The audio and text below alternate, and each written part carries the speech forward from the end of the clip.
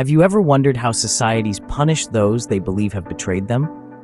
In 1944, France had an unusual and brutal response, known as the hair-pulling war. Let's set the stage. It's 1944, the height of the Second World War, and France is finally gaining its liberation. But as the nation celebrates, a sinister carnival unfolds in the streets. Women accused of collaboration horizontal, or fraternizing with the enemy, are publicly humiliated and physically abused. This punishment harks back to historical practices and has resurfaced in the 20th century, particularly during times of occupation and collaboration. The scene is brutal. Thousands of women, their heads forcibly shaved, paraded through the streets. This act of shaving women's heads serves as a mark of shame, a visible and lasting symbol of their supposed betrayal. The punishment is widespread, with resistance fighters and everyday citizens alike participating in the spectacle. Yet the reality is more complex. Many of these women are falsely accused. Some are vulnerable individuals, young mothers, or women without any means of support. They become easy targets in a society seeking to vent its anger and frustration.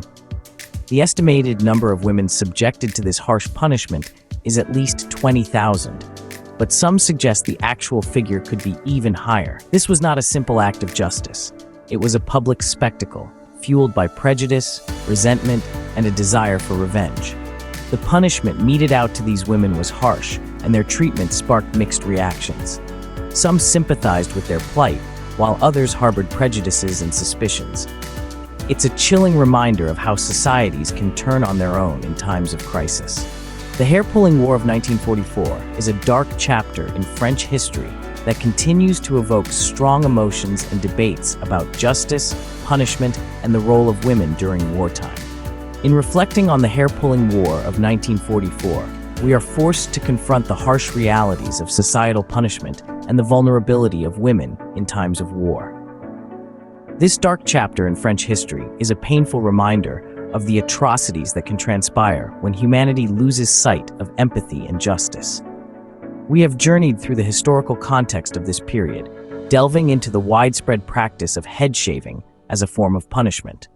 This act, a mark of shame, was not only a physical torment, but also a method of public humiliation and degradation.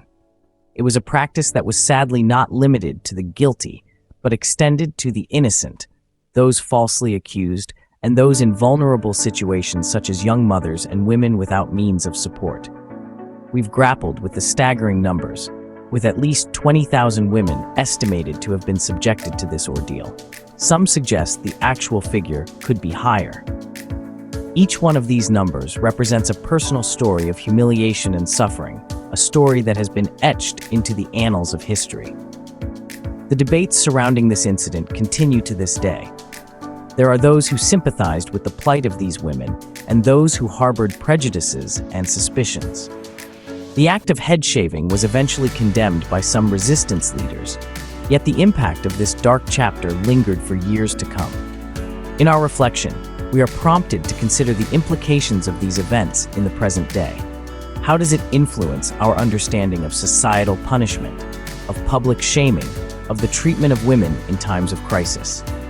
These questions serve as a poignant reminder of the lessons we need to learn from history. As we remember the past, we must also look to the future, striving to ensure that such injustices do not repeat themselves.